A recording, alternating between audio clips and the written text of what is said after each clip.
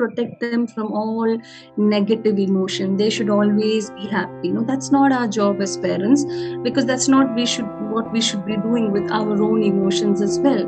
What we should be doing ideally is teaching these children and also knowing for ourselves how to express these emotions. This 1 hour, we are going to kind of explore and expand this very word emotion. I always tend to do that. We pick an acronym and we expand so that it stays in our memory. And then at the end of it, we do a recap. The topic being emotion. The first slide is also the E is expanding to the word emotion. So we know that emotion is energy, right? It is actually an energy, especially now. All of us, like when Jofin said, we are in this pandemic and we are like, oh my God, what is happening? We are losing it. I am fed up. This is a constant word. How long this is going to be? So these 2 words of I am losing it. What are we really losing? What is it that we are losing? We are losing some sense of control over our own lives, and we are losing something. We really cannot quantify it, right? Because it is energy. And where is this energy coming from? Emotions all come from within us. Okay. So, and you also must have heard, especially in the past 1.5 years, be positive, think, have faith, have hope. But nothing works, and sometimes you get, I don't want to be positive. So with emotions, whether it's ourselves or even for our children, first knowledge is that emotion is an energy. Emotion, energy in motion. It really is good. We need all the emotions, whether it is anxiety, sadness, or even anger.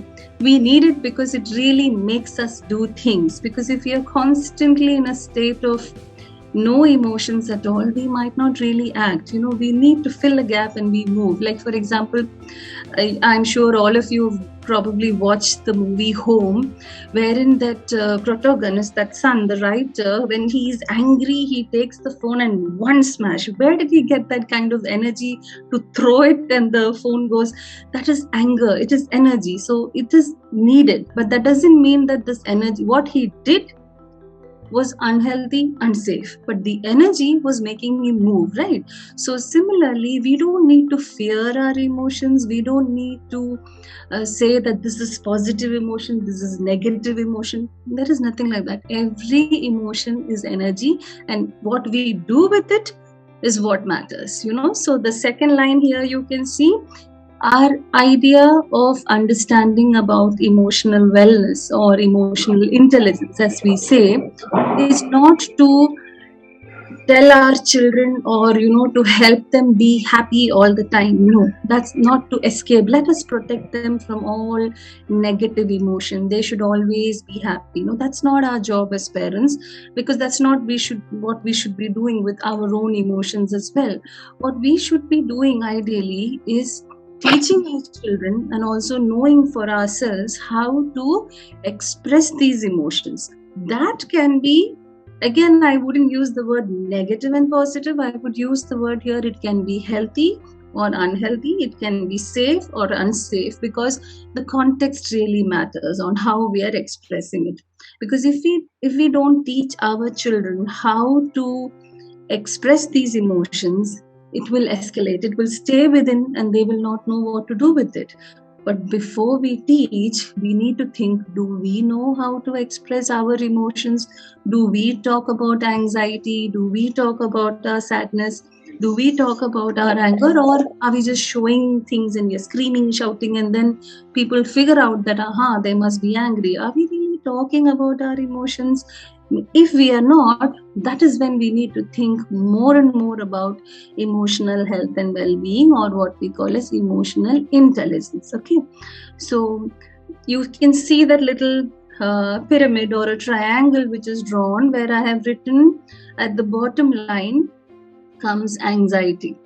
And when this anxiety is not dealt with, when we are not talking about it, nobody is addressing it, it becomes sadness. We get overwhelmed and we kind of begin to feel sad, and we might not know why we are crying, but we just cry.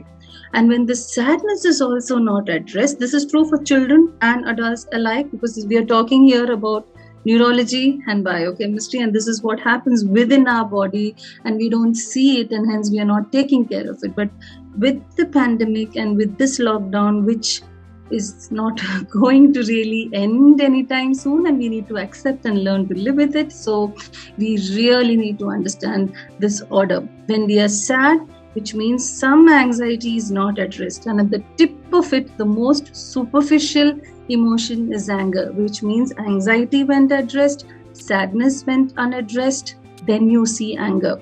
So many people have seen, even as adults, say, oh, I'm just angry all the time. That is my personality. That is who I am. No, that's not how anybody is.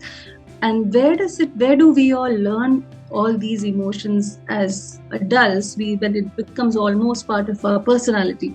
Oh, he is an aggressive personality. Or we say, oh, he is very sensitive. Or we say, she is very sensitive. She cries for everything. Or we say, oh, she's scared for everything. Or he's scared for... This is all we say.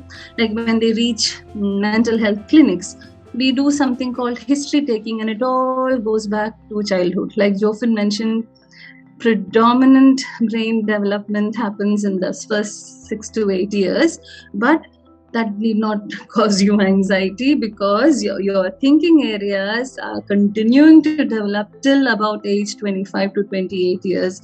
There is a lot of scope for what is called as flexibility. We can still learn. At any age, we can actually rewire and we can learn again. So, but of course, preschool years are the best years and the easiest years for children to learn, and it's easiest years for us also to learn and understand our children. Okay, so with anxiety, so once we know the pyramid, we need to know two things about anxiety. Two things is, one is anxiety comes predominantly for two reasons. One is when we don't have the knowledge. Like Jofin said, we just become parents like that, and then we don't know what to do with this child. There is no license for being parents. We just have an entire new life, and what do?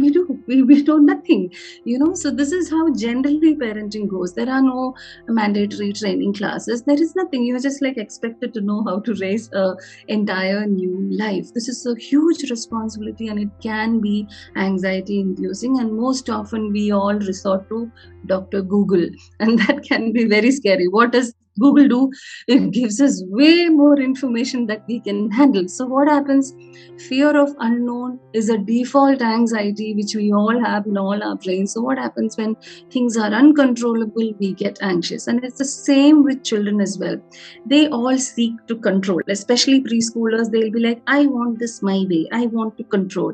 Now, let us not see that as defiance or arrogance or misbehaved children. They are just seeking control because they need the predictability. If they're not finding things predictable, they feel unsafe, and there is a little bit of anxiety that sets in. So how can we give this control in a more healthier and safer manner is what we need to think when we are setting a program. I'm not got there yet, but before that we need to understand this. No problem. That is again anxiety. Oh my God, the mic went on. What do we do? Everybody heard my voice. It's okay. It's perfectly fine. Okay, the next thing is fear of failure. What will people think of me? Middle of a session, my child just turn on the mic, and oh my God, I must be such a horrible parent to let my child turn on the mic. This is normal, and this is natural for all of us to take responsibility and feel anxious about everything our children do. And we feel that if our child is not behaving in set norms, we are a bad parent, and we immediately become anxious, and we have to somehow make our children behave and fit into what is expected by somebody else. And who set these rules? Nobody, So this fear of failure, am I being a good mother? Am I being a good father? This is also a default anxiety. So first, before we learn to address the emotions of our children, address your anxieties. Talk about your anxieties within parenting. First to yourself. Are you anxious? If yes, is it a lack of knowledge or is it a lack of skills? Do you fear being judged as a bad mother, bad father, or a bad parent? That is what we need to address first. And it's perfectly fine to feel anxious because you're not expected to know. So ask for help. Okay. And then another reason why how we deal with it is this. On the side you can see the Eisenhower's matrix, that is the E again I use there, where how do we go about this, how do we plan the day, what do we do with our children, how are we going to teach them emotion. There is no specific time, like okay, this is the time when we are going to teach emotion, this is the time when we are going to play. There is no particular method or strategy to teach, because as we live, as you experience these emotions, each conversation is a learning opportunity for us to really understand. So first thing to do is just listen. When our children are talking and there is too much emotion, just engage with them and just listen. I'm listening. Okay, you're feeling sad, just be there, try to understand. And if you are the one experiencing, you are angry, you are upset and you are angry, before showing it, explain it. You can see here, explain it. And also about error correction. Somebody's mic is not muted. I don't know if the host is able to mute it. Error correction also. If your child makes a mistake in anything, it can be, let us not think that it is deliberate. How we correct the error? Are we making the child feel that, oh, you failed? Is the child feeling that I am a failure, or what I did went a little bit not the way which I expected it to go, but it's okay. We can always try again. So these little interactions, it could be as simple as taking a spoon to the mouth and little thing spills, and or the dress is dirty and you're like, oh my God, you spoiled it. Then if you make it a big deal, we are gently inducing anxiety. So anxiety can be induced successfully depending on how we correct our errors. So this is something which we really need to watch out for. Secondly, another thing is eating healthy. Why I put the eating is also because we are talking about emotions as energy. Another way, how do we get energy? The second source of energy is food. So please watch out for the quality and quantity of the food that our preschoolers are eating. Junk food, processed food, all of it is giving too much energy which our children are not really spending, because if they are not playing, if they are not physically active, then maybe they don't need the same kind of food that probably we've had when we were in preschool, because so do not have the same quantities, and reduce it, maybe increase the number of meals and see, is the child really spending this energy? Otherwise, what happens to all this energy?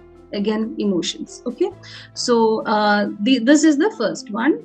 The next I'll move on to M, which is the second letter in the word emotion. Has it changed? I hope. Yeah. Okay. Seema ma'am, it's changed, right? Yes, ma'am. Yeah. Okay. Yeah.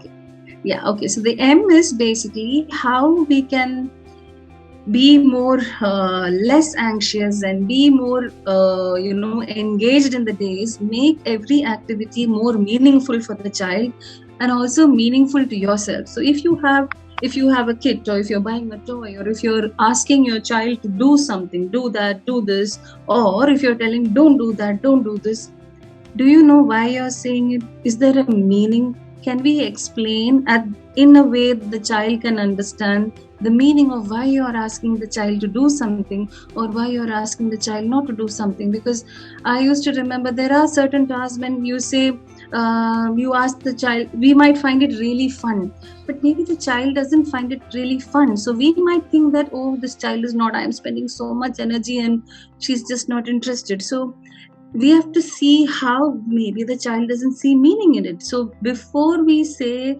something, especially we say things like you have to eat green leafy vegetables, but why? Bring the meaning into the picture, make it conversations, and more the child gains knowledge. And remember, in our first slide, we saw the more knowledge the child has, the lesser the anxiety and the more predictable and the child understands, and the more chances that we will have cooperation in the family. Similarly, we should also understand why we are doing something. The next thing is motivation. Where do we find the motivation? If the child sees us as a very motivated parent, it will automatically transfer to our children also. If the child generally sees you as exhausted with your own work, that is something which you need to address it for yourself. You need to figure out, can you ask for some help? Can you share it with whoever is there in the house? What can you do with that? So that motivation, I've also written the word meditation there. It is usually when I use the word, it gives everybody the feeling that what, we don't have time for it, how can we meditation, that sound, breathing, so what we mean by meditation is just that making whatever you're doing more conscious, being more mindful of what are we doing. Do we have some plan for the day? It needn't be a rigid plan, but do we really know, is there some predictability that we can bring into our lives and to our children's life? Otherwise we might not know as the day goes along. Flexibility is wonderful, but if there is no plan, it can become chaotic. So let there be some plan, which of course you can change, which is called flexibility. But absolutely no plan and just taking the day as comes along can cause anxiety for you and also for the child, because we don't know what's coming next. Okay, making a difference is also about getting involved. Getting involved means obviously 24/7 your child is at home, and full time you cannot be sitting there and engaging with your children, which is why, what is your routine? What jobs do you have? What is your husband's job? When is your job? Who else is there in the family? Can you really kind of divide and get involved, even if not everybody is doing everything? Can you delegate and divide your duties so that at some point of time, yes, the child needs to play on their own as well, and the child will play on their own when they want to. I just read another wonderful member in Totto, Anoop's Facebook post today about play, and it's beautiful.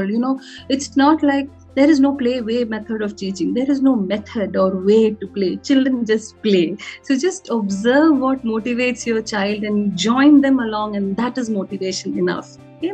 And about raising emotionally intelligent children, and to have a little check on, are we also emotionally intelligent? It's that little square here about, are we self-motivated? Most children are born, and all of us are actually born very motivated. We all want to live and survive and explore, and we're very, very curious. Somewhere all that we do is kill this motivation slowly and surely by bringing in too many things which might be meaningless. But there are things which we need to do even if the child is not cooperating, but that's a different thing. But predominantly the motivation is already there. We just need to know where is the motivation lying, how can we channelize it.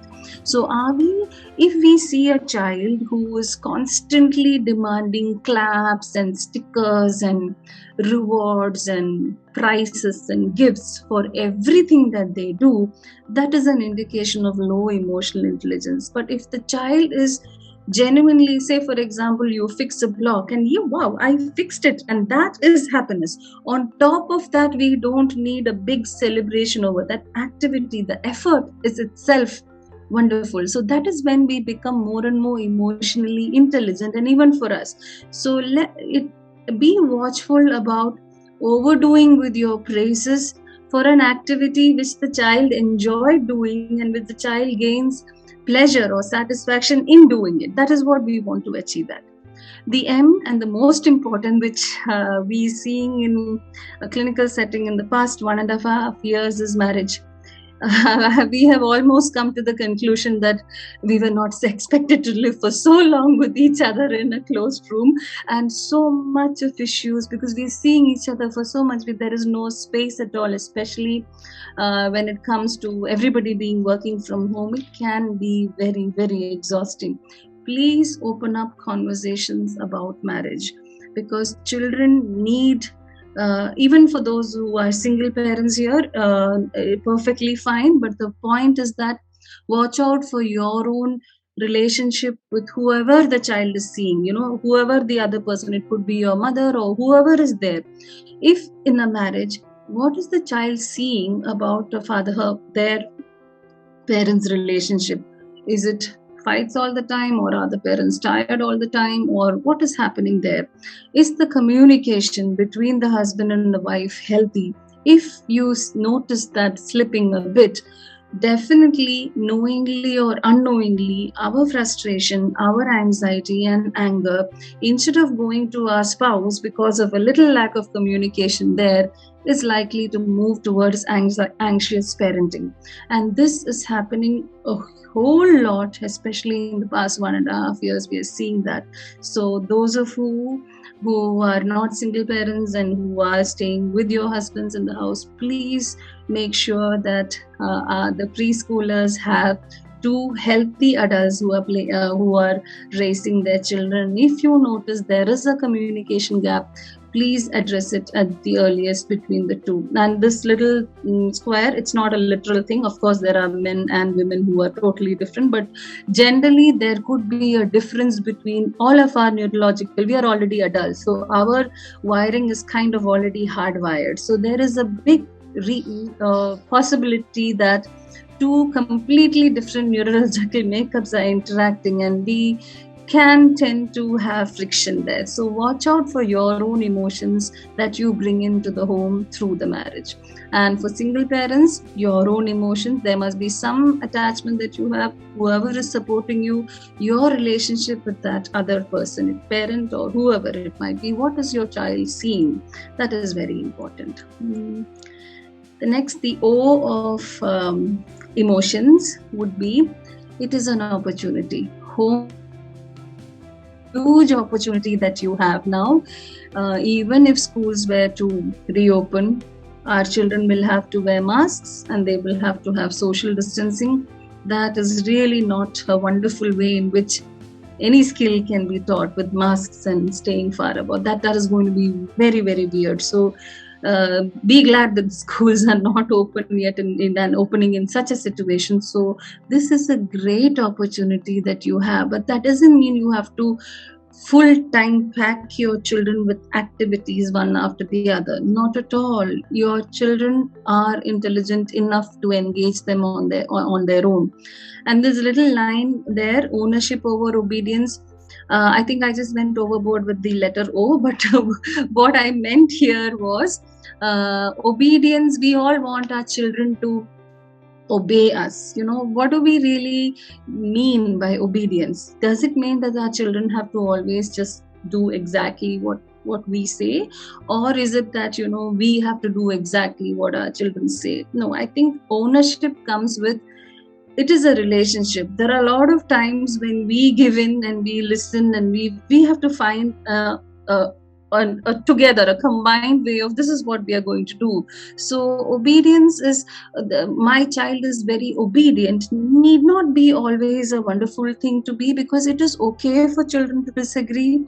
It's perfectly fine for children to say no, and it's perfectly fine for you also to say no. So it is a mutual way sometimes, but we discuss about the why there is a disagreement, even if it is preschoolers. So even if they are showing their disagreement through a tantrum, they can always be there, listen and figure out what is it that is upsetting them more. So just for the sake of an obedient child, let us not crush their expression of emotion, because every emotion is trying to tell us something. Every emotion is communicating something. The child is trying to say something, but the children are in preschool. They're very, very young, so they might not have the entire language repertoire to explain with clarity exactly what they're going through. But we have the language, so we can sit down and listen and ask and find out what's going on. So sometimes obedience gets a little overrated. So please own your own understanding of what obedience is, and for that, what should happen? Open conversations. There has to be tons and tons of conversations within the house, between the husband and the wife, between the father and the child, the mother and the child, or whoever is living. There should be lots of listening to and fro, and lots of listening. Children learn by talking, and it doesn't matter whether they are speaking with the correct clarity or whether they are making any sense. Listen. The next O would be getting organized. Yes, if we give our children, like there are I had a young mother who says, I have bought my child so many toys that the house was packed with toys and instruments and everything, and yet the child is constantly bored. So, have some kind, it's not about stuffing our children to keep them happy. Giving them things, it is not a way forward. That can cause more anxiety.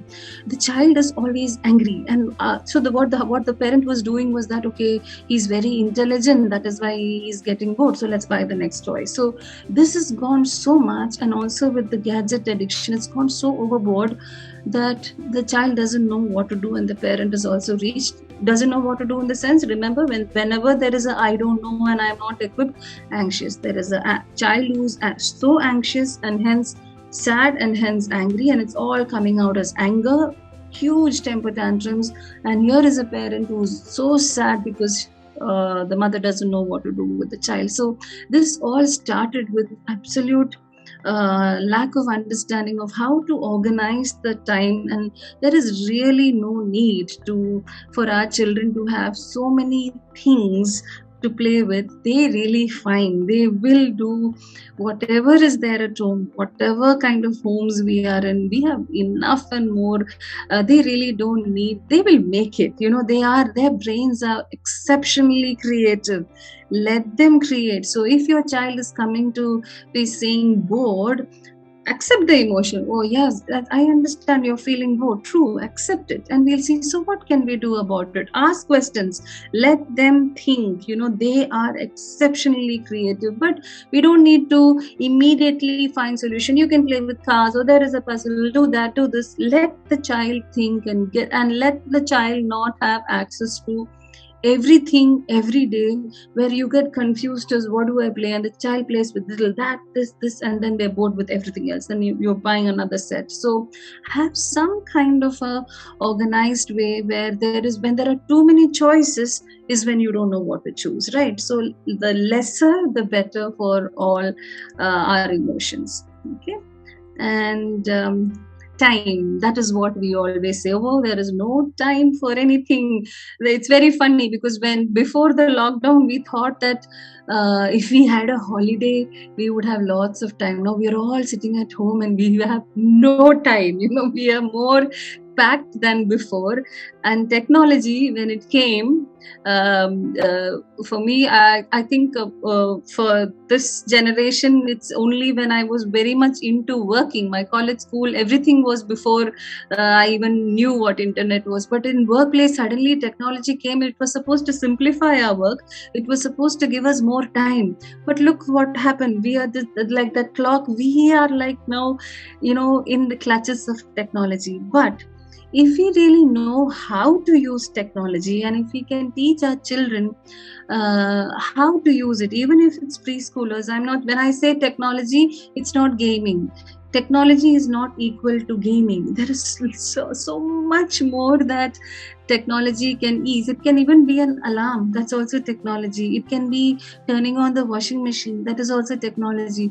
The minute we think children have to use technology and learn coding and preschool, and we are all thinking about a mobile device or some games that they can navigate, that technology is so much more vast and so much more wide, and it can be used in so many beautiful ways. So gain knowledge about how, and the skills of how to use. So technology in itself is not the villain here, and that is not what is causing anxiety. But with technology, if we start using it mindlessly, first we as adults watch out. What are we doing with our devices? Is it taking away time from our own families? Is our child there, and is our spouse there, and are we on our devices all the time? Or after our full-time work, are we as relaxation again coming in front of Amazon or Netflix? We did that. We used to do that. The only time we all met as family was to watch a movie, and we would all watch a movie. There would be pin drop silence, and the next day starts. After 2-3 days, I was like, what is happening in my family? So we had to make a conscious effort to say, no, we have to find some other time to really sit and talk, so we can explore this. Now, how do we find time? Is we all, whoever is there in the family, all of us have a lot of tasks, whether it is at work or whether it is at home, household chores, we have a lot of tasks. True.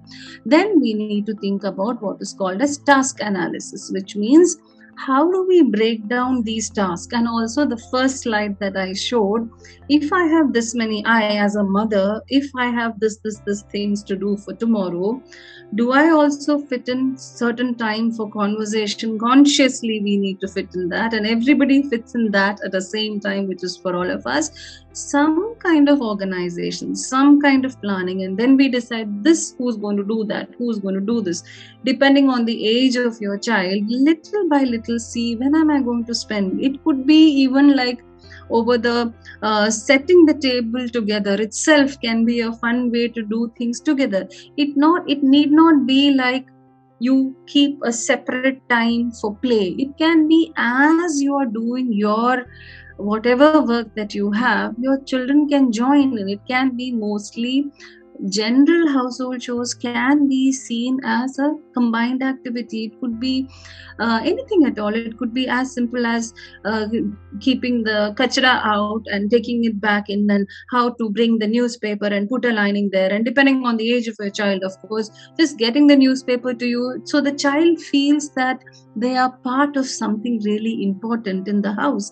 And all that is all part of learning. A lot of emotions, that a lot of they feel very good about themselves, and that can be very much part of emotional intelligence. So we don't need to create activities outside of our daily living chores and then clap that, oh wonderful, you did it. So let it be with whatever that you have or whatever that is needed to do in the household. So break it down into tasks, take one at a time, and see how to go forward. And if this is difficult, do not hesitate to ask help. You are probably, most of you, I presume, are connected with Totto or whichever schools you are connected with. Seek help. Help is very much available. The next is the I of emotions. Parenting has to get intentional. Earlier, we would get married and we have children and then they just grow. That's what my grandmother used to say when she used to ask, she's no more, but she used to ask me earlier, what is your job? And I said, I work with parents and train them, and with teachers. She's like, parents? What? Is that even a job? Won't children just grow? She used to tell Malayalam, she used to say, that's how it was. Why would you want to train? They just grow. That is how it used to be. But then the lifestyle was entirely different. It is an entirely different era now. So parenting has to become intentional. It is not like, oh, I also grew up like that. Or if you have grandparents in the house, oh, in our days, there is no comparison between not even as your own childhood and your children's childhood. There is impossible to compare because so much has changed. And worst thing is we are in a pandemic too. That is definitely, nobody can say we also had in those days. Nobody's had it. So this is something we really have to take care and make parenting conscious and intentional. And how do we do that? For each child, if you have 2 children or more than 1 child, or even with 1 child, making an individualized education program, or what we call as the IEP. Earlier, we used to use this term IEP only for children with neurodiversities, and we used to think that, okay, there has to be a special program because they are special children. No, all children ideally had to have an individualized program, but our school system was such that we used to take all children, put them in one class, and the only common thing between all the children would be their age.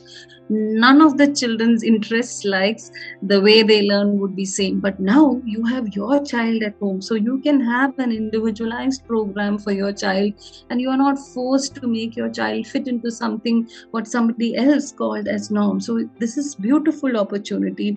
Create that individualized program. In the next slide, coming slides, I'll show you what are all the skill sets. So how to create this individualized program with the support of the school.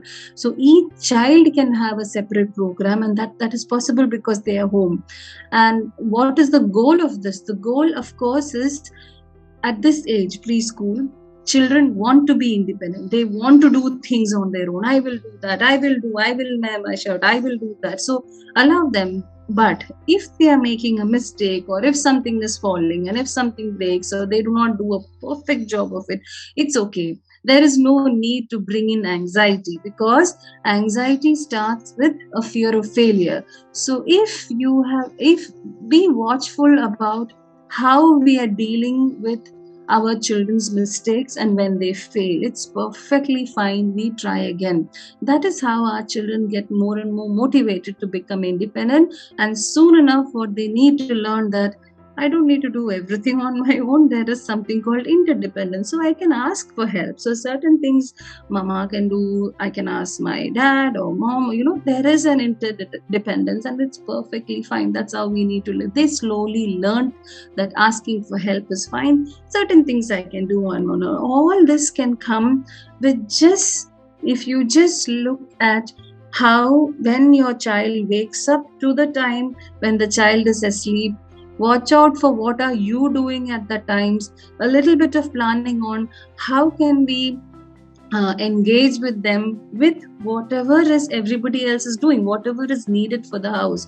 There is really no need to get something else from outside and fitting it there. Almost all the skills are actually already you are working with at home. If you just engage in the household chores, it's more than enough. And what we need, information overload is something which you need to be really watchful for, especially because you don't know what to do, how to engage the child.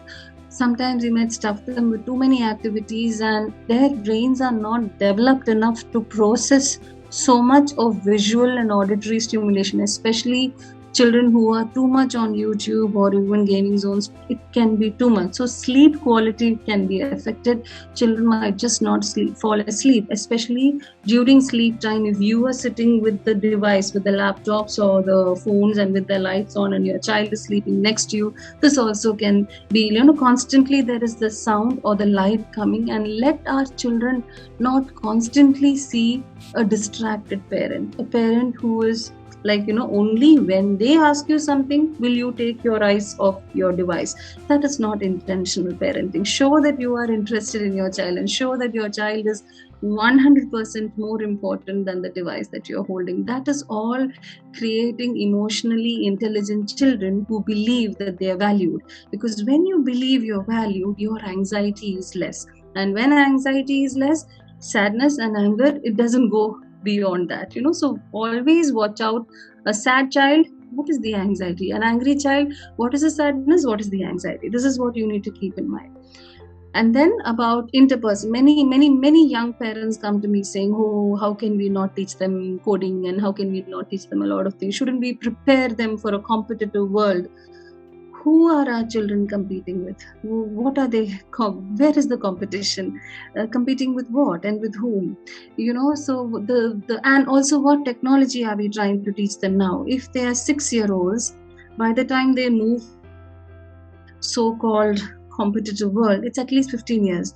Do you think technology is going to be the same after 15 years? So what are we teaching them now? So what is not going to change is our neurology and our biochemistry, and the way our emotions are, and emotional intelligence, and how our children brain, that is not going to change. So interpersonal skills, human connections is going to stay, because we are always going to be human. We are not evolving into something else, I hope. So or if we get too much into technology, that they won't be far enough that we actually evolve into something else. So please watch out for interpersonal skills. And if you need to teach them interpersonal skills, there should be conversations, there should be tons and tons of interactions, that the child see how their parents are talking. This is where a lot of learning happens, through conversation, not necessarily through things and tasks and activities. The O is, I get bashed up for this slide most often, because I can, I genuinely feel that this happiness is overrated. Because as a mental health professional, somewhere the minute we are sad or angry or afraid, we want to get out of that. We don't want to experience that either for ourselves or for our children. We want to quickly remove it from our child's life or from our life, and we want to be happy. Seriously, that's not mental health. Mental health or emotional well-being is about learning how to experience all these emotions. All the emotions are healthy. We need all of them. So our goal of emotional well-being does not mean how to be happy. No, that's not the goal of emotional well-being. It's knowing how do we be and be with our anxiety. Like my son, I run through most of the presentations with my older son, who's 15. So he came to this slide and saying, "What Amma, we have to be positive. That is what everybody tells me." I said, "But it's okay to cry." And then he quoted this thing about recently, I don't know if you noticed, it was there in the paper, where Abhishek Bachchan has had a fracture, and he's quoting saying that mard ko dard nahi hota. That's Hindi, and it translates to men don't feel pain.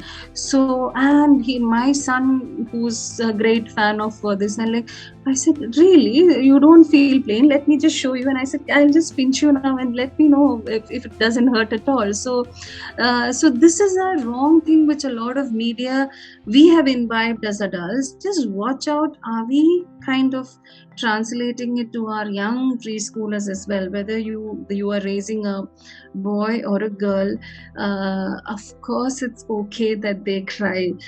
If they are crying, if you're going to say, "Chi, boys don't cry," or we say, "Oh, you're scared," or "No, don't be scared," or "Why are you crying?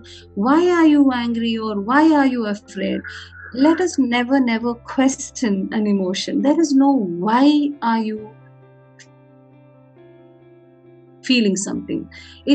Of course you will feel, because we are human. If you are human, so be happy. If your child is feeling anger, a child is experiencing sadness, experiencing anxiety, our job is not to quickly like this toxic positivity that you see on the side, immediately push them out of that emotion. That's not our goal. Our goal is to be with them, understand, show them how to experience this, and it's perfectly fine. It's like this it's like crossing over a slippery road. If there is a little stretch where there is full of oil, and you feel, "Oh, it's just a small stretch. Oh my God, I'm really fearful that I will fall. So let me quickly run through it and let me quick solutions." Don't go into quick solutions. So if you run through a slippery road, 100% you're going to fall. You are going to experience that pain. But if we are okay with experiencing that feeling, and if we really tiptoe and go slow, but by going slow, you are in that slippery road for a very long time, but you will not fall, because you have to slow down. So when there is an intense emotion, slow down and own your journey. And each one's emotional experience is from within you. So you can, because I did not feel angry about something, that does not mean you should feel angry about the same thing, or your emotions need not be the same as your child's emotion. So let us not say that, "Oh, Amma doesn't do that," or "For Acha it's okay, so then why are you?" It's different. They are a different being. So it's okay for them to feel sad about something which you are not sad about, or it's okay for them to feel angry about something which you are not angry about. This is all about the children owning their journey, and it can be totally different from yours, and it's perfectly fine. And like you see that options, there are so many different ways in which you can express the emotion. That is something which, as a family, you need to decide. How do we express anger? Come, we are going to talk about it. Let us say. So every expression has to lead to a conversation, and only then we can reach a solution. This is my second last, and the last one won't take much time, so it's almost time. This one is for us to know this. I think I would focus mainly on that little poster that is there, the 3 R's, which is how to negotiate with your child, because definitely you will have to say no. Just because your child is crying and Seema said that it's okay to cry, that doesn't mean you immediately give in to your child because your child is crying or angry. No, we are agreeing to the emotion. not necessarily agreeing to what the child is asking you to do. You can always disagree with, no, that is not something that I'm going to allow, but I agree with your emotion. For example, before dinner, your child wants to eat ice cream and the child is saying, I want ice cream, and screaming, crying, howling, and you say no. And the child cries more and there is so much anger. So you don't have to get angry. It's your child's anger. So it's perfectly fine for the child to get angry. You can agree with the anger, but you need not give the ice cream. That's two different things. So when I say validate the emotion, doesn't mean agree to what the child is asking. That is where the 3 R's come into play. When a child is unregulated in the sense the child is unable to process this emotion of anxiety and sadness and anger, and it's crying, or during a temper tantrum, or for some children with neurodiversities, it can be even a meltdown, we don't know. At that point of time, please do not start reasoning. That is the 3rd R. The child is not going to connect with you when the child is so upset. And it's true with us also, right? When you are really, really sad and crying and somebody comes and says, don't cry, it will be fine. You will like, no, get lost. You get angry with that person, isn't it? Same thing happens to our children also. When you are unregulated, be with the emotion. Let the unregulated face settle. Validate the emotion. I understand you're feeling sad because you didn't get the ice cream. Totally understand. The sadness is valid. The anger is valid. Of course, you wanted the ice cream, but what to do? We wait. Once they move to a stage of relationship and they can kind of talk, you can hug the child. It's okay. We really wanted the ice cream, but it's okay. I understand. Mama is there for you. Start once they are able to relate, and that crying and all that anger is settled, and that anxiety comes. Why did the anxiety come? I didn't have control. When I wanted the ice cream, I could not control. So a lack of control. I don't know when I will get my ice cream. So then you can talk to them, or then you can reason with them, saying, at the moment ice cream will come, maybe tomorrow, whenever, whatever that you're planning, reason with them that no, it will be after dinner, we'll definitely give you this. Then you can reason. But while the child is screaming, crying, don't straight away head to reasoning. It can lead to more of anger. And then the last slide, the skills, we need to understand that emotional well-being or emotional intelligence, it's not a subject that we are teaching. It is a skill. So skill in the sense, it's like driving, there are so many little components to it. So we cannot really teach everything in one go.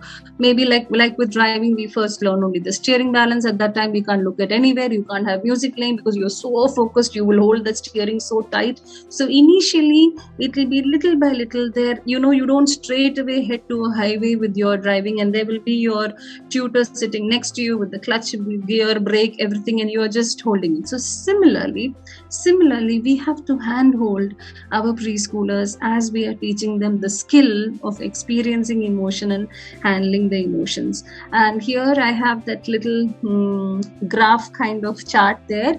These are all the different skills, and all these skills need stimulation.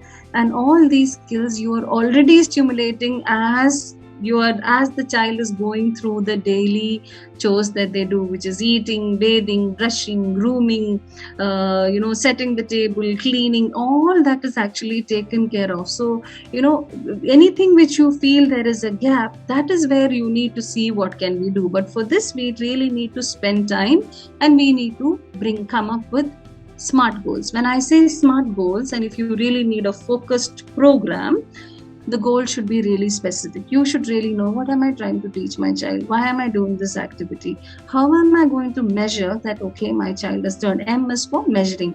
A is for, I have said this. Is this really attainable, or is this too much for the child? If it is too much, yes, again, anxiety starts. Is it really relevant? Is my child really interested in this, or why am I teaching this? Question yourself about the relevance. And the last one is T is time bound. How long am I going to teach this? So when am I going to ask for help if I am not progressing? So whenever you make a goal with your children in home learning, we need a goal for all of these skills. We need goal. A lot of goals can happen during the day itself. Understand that this is not a subject, this is the skill. So a lot of hand holding will be needed. Children will make mistakes, children will fail. Do not make their anxiety your anxiety. You are two different entities. You are here to be with them while they are unregulated, reason after they are calm, and then they will definitely become self-learners. And yeah, so this is what, so I'll just quickly run through. So we discussed this, the pyramid, the anxiety, the matrix. All emotions are great. Bring meaning. Marriage is exceptionally important. See if you're raising emotionally intelligent children, you have a wonderful opportunity with home learning. Make use of it. Task analysis. Technology should give you more time and not take away the time from your family. Intentional parenting, creating individualized education programs. How? Interpersonal skills is what is most important. Our goal of emotional well-being is not that we have to be positive and happy all the time. It's perfectly fine to be sad, but while they are sad, do not start reasoning. Wait till they relate with you and then enter into reasoning. These are all the skills that all our children need and we all need. We can slowly start with one, and you have the support of programs like Totto or whichever schools you are enrolled to. And so quickly to sum up, every emotion is valid and important, which includes yours and your child's. So there is no emotion which is like, why are you crying? There is no why for an emotion. There is no right and wrong. Every emotion is valid. That's the first takeaway. When experiencing intense emotions, we or our child, when we are crying and when we are angry and in the peak of emotion, if somebody is talking to us, we might not interpret it or process it all correctly. That's true for us and that's true for our children as well. So at that is not the moment when you bring with a lot of advice and reasoning. No, be with the person who is experiencing that intense emotion. Wait.